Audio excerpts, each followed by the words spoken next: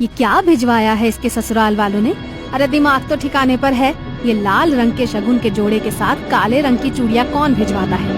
अरे ये तो अपशगुन होता है।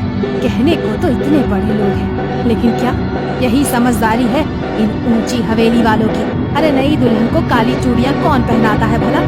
हाँ जी, ये सब मैं क्या जानूँ। इसके ससुराल से आया है तो मैंने तो ऐसे का ऐसा ही उठाकर संदूक में बंद कर दिया था जीजी। अब हो सकता है बड़े लोग हैं, उनके कुल में कोई परंपरा हो नई दुल्हन को काली चूड़ी पहनाने की। अरे आधी जिंदगी बीत गई है हमारी, हमने तो कभी नहीं देखा कि किसी दुल्हन के लिए ससुराल से काले रंग का जोड़ा या चूड़ियाँ आई है। अरे शादी सिर्फ उनकी बहू की नहीं हो रही, अरे हमारी बिटिया की भी हो रही है। मैं तो कहती हूँ कि काली चूड़ी को हटा दे और लाल चूड़ी पहना इसे सुहाग जोड़े के साथ।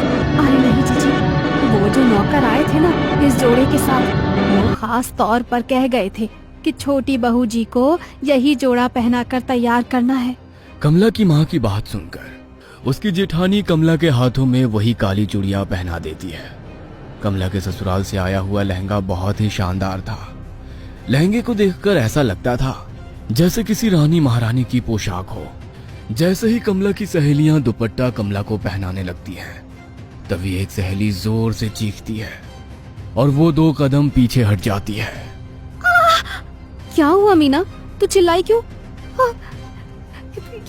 ये देख, तेरे दुपट्टे का एक कोना गायब है। ऐसा कौन करता है? इस तरह का कटा फटा लहंगा दुल्हन को कौन भिजवाता है?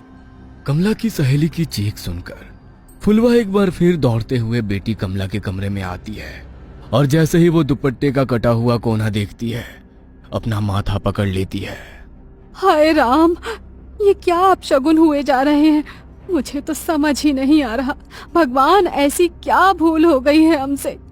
पता नहीं इस कमला का ब्याह शांति से निपटेगा या नहीं। अरे माँ, जाने दो ना, जिसने सिला है उसी से गलती से कट गया होगा। और ये माधुरी है ना, ये ऐसे पहनाएगी कि ये हिस्सा नजर ही नहीं आएगा। बेटा गलती से कटता तो ऐसे ना कटता। तेरा दुपट्टा देखकर साफ समझ में आ रहा है कि किसी ने जानबूझकर इसका एक दुपट्टा काट कर निकाला है। अरे माँ जी, ऐसा क्यों करेंगी? और ऐसा तो हो नहीं सकता कि यहाँ भेजने से पहले उन्होंने लहंगा देखा ना हो। जरूर दर्जी से गलती से कट गया होगा। फुलवा अपने पति के पास जाकर, ए जी सुनिए ना, कुछ तो अपशगुन हो रहा है, कुछ तो है जो ठीक नहीं है। हम ये शादी करके ठीक तो कर रहे हैं ना?